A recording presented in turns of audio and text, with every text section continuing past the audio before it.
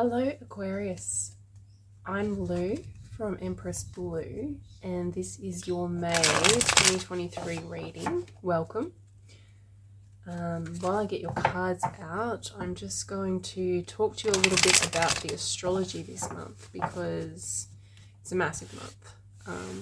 May is huge astrologically, particularly for you because there is a lot of activity being Taurus season.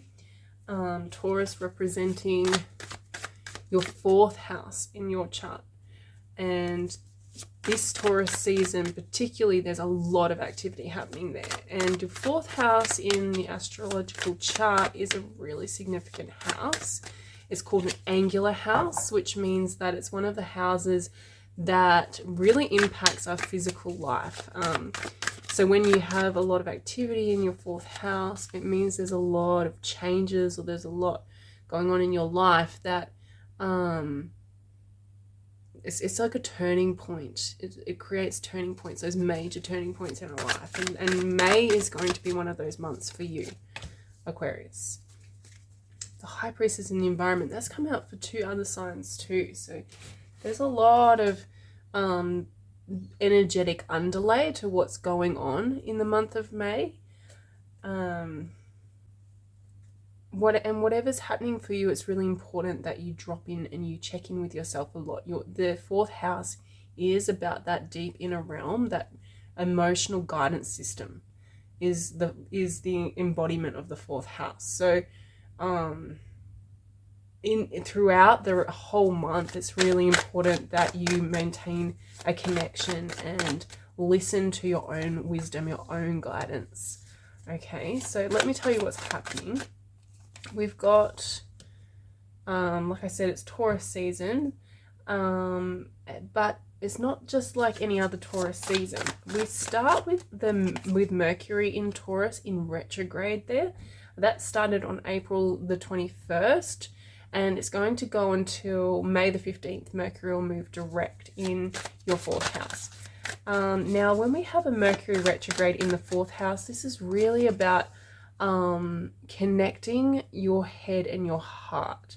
So it's about really dropping into your emotions and being able to express them, seeing where Mercury allows you to evaluate and reflect on where you're struggling to express emotionally, struggling to connect with others, maybe from holding back on expressing how you really feel, or listening to others express how they really feel, so that's one of the things that can happen here. It's also about where you're not listening to your emotions, where you need to be more mindful of what your emotions are trying to tell you. We have the moon that's come up here, so the sun and the moon together is beautiful. So this is about communicating on a more like physical level. It can involve your home and family. The fourth house is the house that represents home, so it can be the home environment, your physical home. It could also be the people in your home, the people you live with. It can be family members, so just be mindful that all of this can play out in that way as well. And then what we have is when Mercury moves direct on May the 15th, and then 2 days later on May the 17th, Jupiter will move out of Aries and into Taurus, and this starts a brand new cycle for Jupiter in Taurus, which is a major cycle in our lives. It's a new chapter in our lives. So Jupiter has currently been transiting for the last 12 months through your third house. It's been working with your mental capacities, your mental construct, mental concepts, your ability to communicate. And then it's shifting into your fourth house. Now it's dropping into that more emotional environment.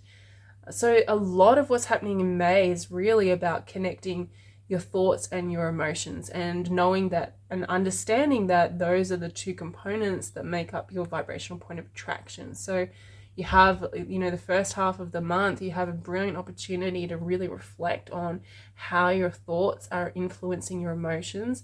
And then you're going to move into this whole brand new cycle of looking at how your emotions are affecting your reality. Now, this isn't anything new to you. This is a cycle, or this is a storyline that has been developing over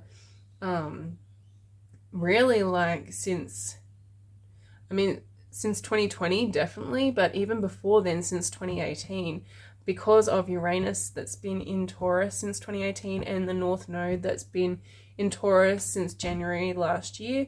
But, you know, even from that massive conjunction in 2020. So since then, really, Aquarius, for you, you've been going through massive, intense changes on your inner landscape within that has been reflected out on into your outer landscape too. I mean, this could look like, for many Aquariuses, looks like, you know, upheaval in your home life, in where you're living, in your family.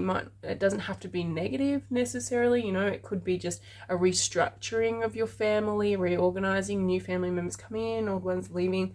It could be your physical residence, you know, buying, selling property. Alternatively, I mean, and this is always the case, is within is without, whatever that old saying is, but what is happening on the outside is a reflection of what's coming from within. So the fourth house is about your security, your steadiness, and your stability, you know, from within, then coming out and reflecting on the outside. So no matter what is happening for you on the outer realm, it's really important to always bring that back to what's happening within. The other thing that's happening astrologically is that on the 6th of May, we have a Scorpio lunar eclipse that's happening in your 10th house. Okay, so that's opposing all of this Taurus energy. So this is that sun and moon combo up here is when we have an eclipse, it's really shining a light from the 10th house, really illuminating all this 4th house activity and what's going on in the 4th house. Again, this is not new. This eclipse cycle has been going since November 2021. So this is the second last eclipse in that cycle. And so this is closing out that emotional chapter. Every time we've had one of these eclipses, there would have been a corresponding event in your life to do with either your home or your career, and that the sort of push-pull between your private life and your outer, more public life. And this is one of the last ones. This is really wrapping all that up for you. It's sending you on a bit of a journey. I'm seeing, you know, with the 8 of Cups here, there's a journey towards what is missing that could help to fulfill you more emotionally. There's emotional fulfillment missing here, Aquarius. And possibly this is the month where, you know, whilst this has been happening for so long, this is the month where you really pinpoint it, or it really comes to the surface, where before you could sort of skim over it or not really quite put your finger on it. I'm always getting the sense that it's like you're feeling, you know that it's there, but you can't quite see it every time you turn to look at moves. But this is the month where it'll all come into focus. That's what I'm hearing, focus.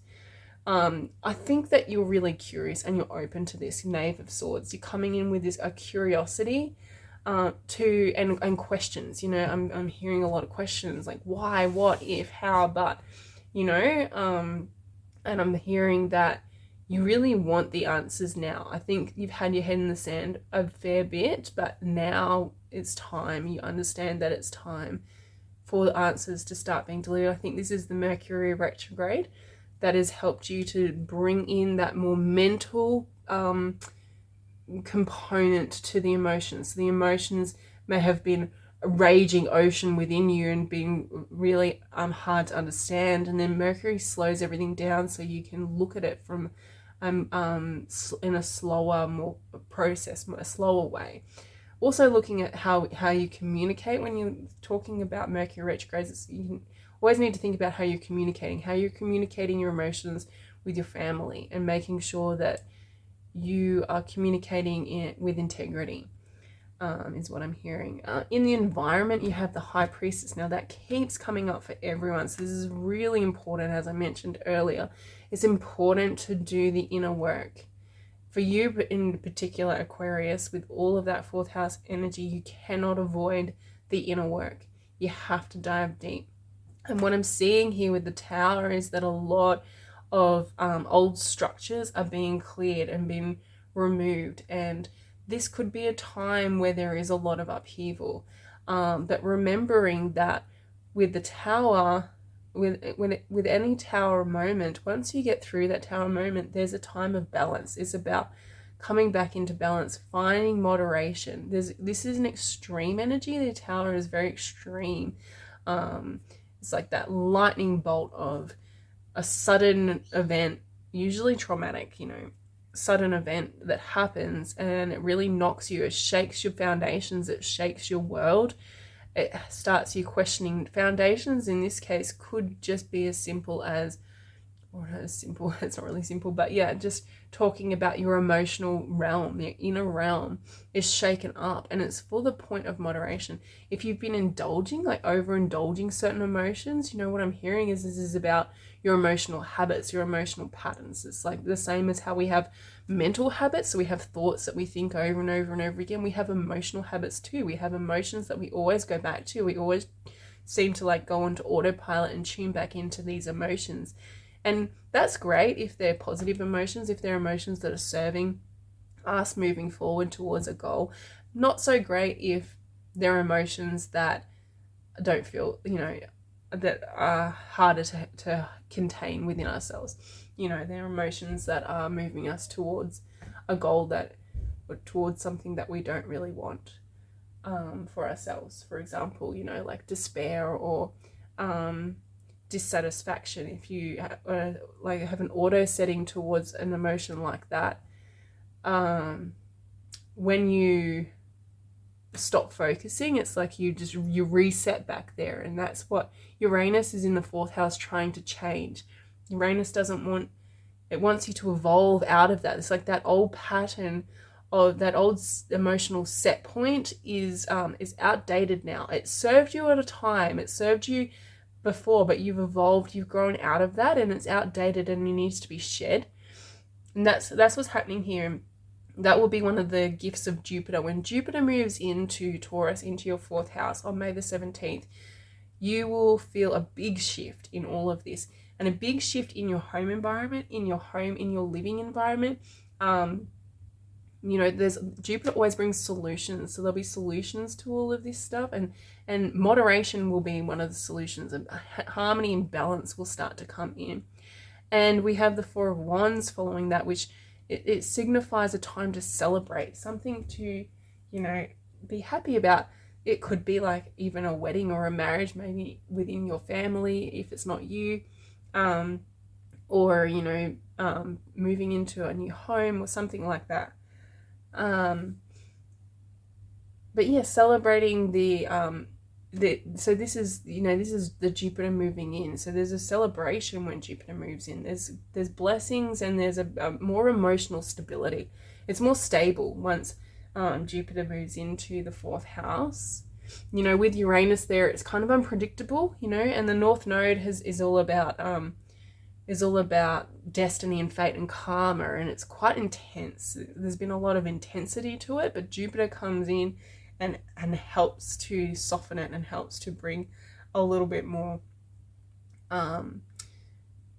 lightness to it and joy for ones. Now the Devil here, I've already sort of explained it here when I was talking about the Tower. That's that habit, that habitual emotional baseline, I guess, is what you'd call it. You have a baseline that you always fall back on, and that's this Devil here. That's where you're sort of trapped, possibly that's the baseline of feeling trapped, or it's just that's where the ego. So see this is important to understand, is when we have these habits and it's hard to break them, it's because our ego is holding on to them for some reason. And usually the ego is holding on to something because it's trying to keep you safe, it's trying to protect you, it's trying to protect itself. You know, so at one point these habits protected you. For example, you know, disappointment, you know, it might have protected you because if you didn't have expectations, then you didn't get hurt. So it was protecting you from hurt of rejection or failure by just keeping you in constant disappointment. Then you're not expecting anything more, and then so you don't get hurt. So that's kind of like that you're sort of trapped in this cycle, and this is what's being shifted and broken free. And with Uranus and Jupiter, when you put those two together, and which is quite rare to be honest, to have Jupiter and Uranus there in your fourth house, it's not something you'll experience again. And so this is a unique opportunity to shift a lot of that, and to really cement some positive habits for the future. Positive, what I'm hearing is this is like a brand new inner landscape that will be so positive and so productive for your future. And this is why this Empress card's here. So the Empress is coming into birth a new you and a new environment. So fourth house as well with the family, you know, the celebration, and the Empress here. If you're trying to have children, May would be a really good month to conceive. Have a think about that too. You know, or to, if you already have children, if you're a mother, for example, you know, because the Empress is the maternal archetype. So it's a really good time to, and with Jupiter moving into the fourth house, really good time to connect with your home and family and to connect with your children.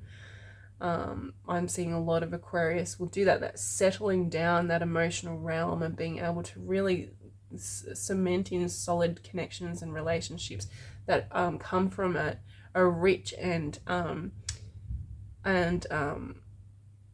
beautiful emotional strength of connection there, right?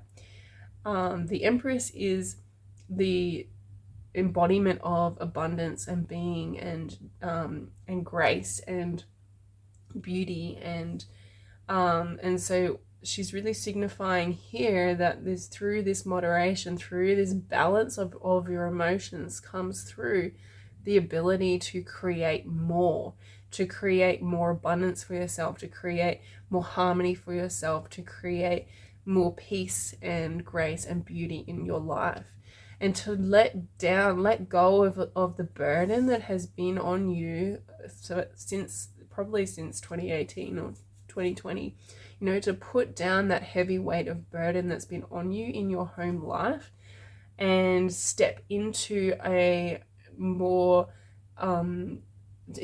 trust of universal flow. And when I'm talking about stepping into trust, I'm talking about really embodying that on an emotional level, not just understanding it intellectually, but embodying it. And when you embody that, you can put down those 10 of Wands, you can put down that stress and the heaviness of all of the responsibility that's on you, because you know that the universe always has your back, and the universe is always providing you what you need. And so even in something so important as your home life and your home security, and you know, and that hierarchical needs of shelter and food and all of that's being met, you know, you don't have to be the one to always be holding everything together. If that made sense. I hope that made sense. Let's get some clarifying cards. I'm going to clarify the Page of Swords. Let's clarify the Page of Swords. We've got the Eight of Cups, and then we've got the Eight of Cups over here. Oh, Eight of Swords, and the 10 of Coins. Okay, so this is mirroring that Eight of Cups.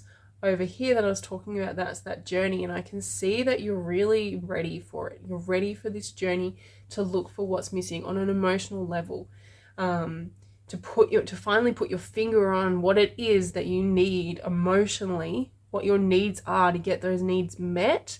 10 of Pentacles, 10 of Coins, to really get those needs met once and for all, and to undo, and this is that what I was talking about those patterns. They're emotional patterns, they're also mental patterns. So it's really hard to separate our emotions from our thoughts, even though they are separate energetically. They are separate and they work slightly differently.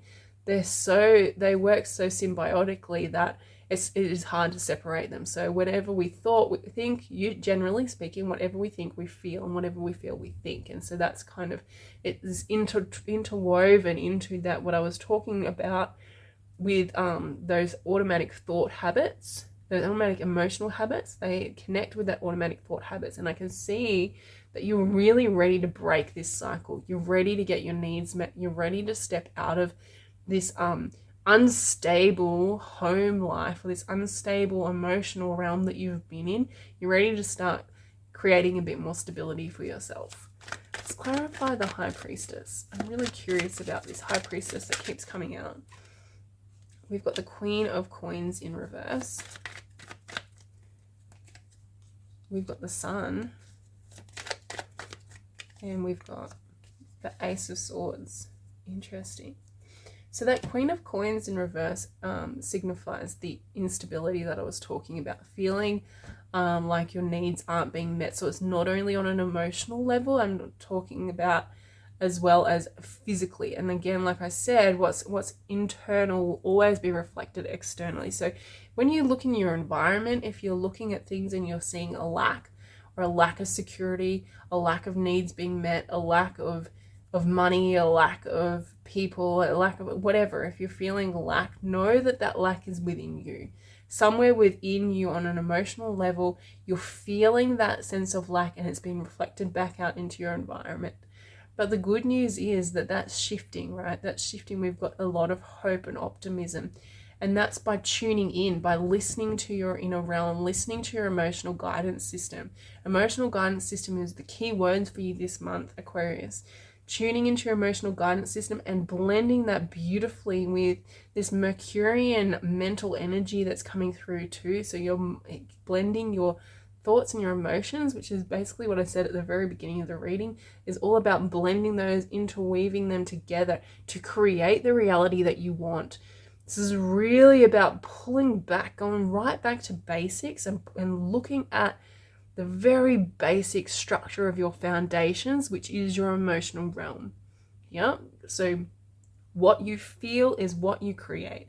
And it's that simple at this point. There's no need to get any more complex than that, to just drop into your emotions and your guidance and know, when I feel this emotion, I'm creating this. This is the outcome that I'm creating. When I feel this emotion, this is the outcome I'm creating. And how do I shift that so that I'm not always creating an outcome that I don't want to create anymore, so that I can be not controlling it, but being deliberate with your emotional output to achieve the results that you're looking for. That's what you'll be learning and tuning into this month. So let's get some oracle cards for you, Aquarius.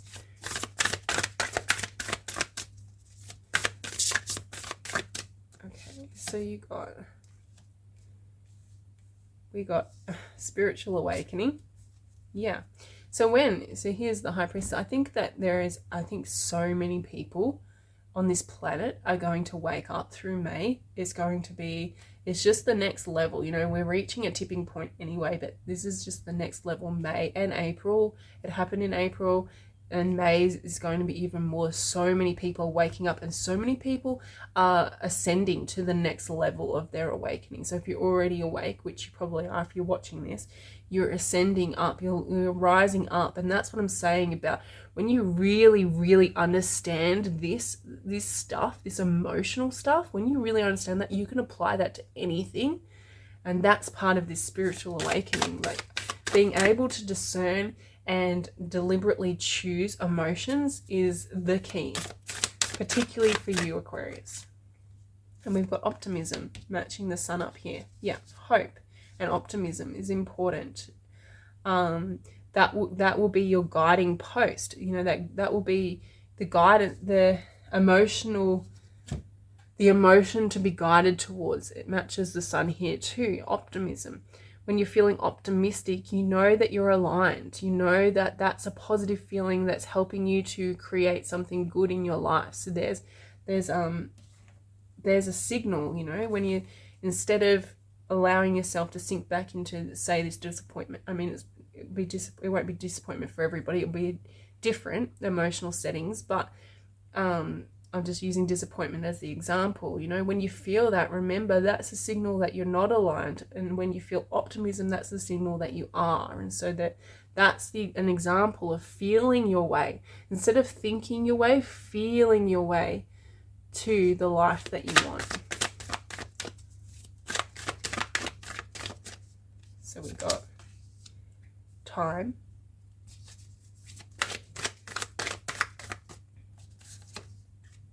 and communion. So that goes really beautifully with the High Priestess, and I think everyone's going to be communing with their inner being and their higher self, and that's what this spiritual awakening is about. Know that you'll be receiving messages, and they will come through your emotional guidance system, okay? That will come through your emotions. When you feel a strong emotion, know that's your inner being speaking to you, is communing with you, and you'll know when you're connected with it by how you feel. You know, so you can talk to your inner being, and the way it talks to you is through the language of emotions. Okay, that's how your inner being talks. And that's why I'm saying, when you understand this, and when you not only understand it, because I'm sure you already understand it, but when you can apply it, you can properly apply it and integrate it and embody it and walk it through life, when you can actually apply it in real time, when these real situations are happening, that's when you know you've got it, okay? And that's when you can commune with your inner being in the moment, when you need help or when you need advice as it's happening. That's what's happening for you, Aquarius. That's what's leveling up, especially over the next 12 months.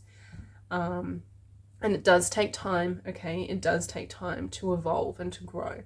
And so don't give up. You know, as you're going along, just know this is a part of your journey, and it's part of a bigger picture. There's a bigger picture going on here. Now, let's get some cards for what's being mirrored to you. What is being mirrored to Aquarius? Is being mirrored to you, Aquarius. I got 2. Universal mind. Wow, interesting. Star child.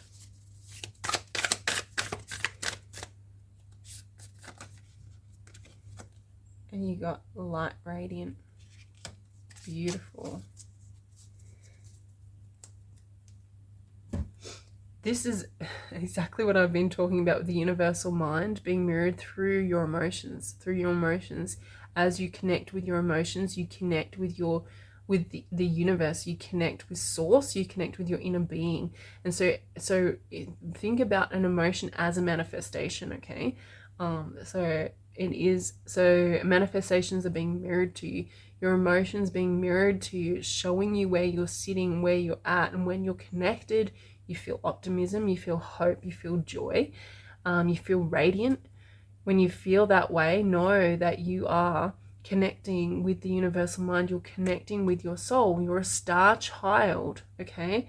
And that's what's being shown to you through the situation you're living through this month, is that you are a non-physical being connected with source energy, and not only connected with source energy, but you are one with source energy, and you have access to that energy all the time. No matter where you are, you always have access to that energy, and it's always there to guide you and to help you, and that's through your emotions.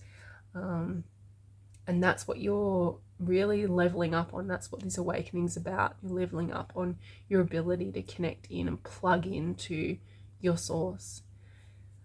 Okay, that's all I have for you this month, Aquarius. I hope this helps you to understand what's going on for you throughout May. And I'm really grateful for you to sharing your time with me and letting me be a part of this journey. And I hope to see you again next month. Thank you.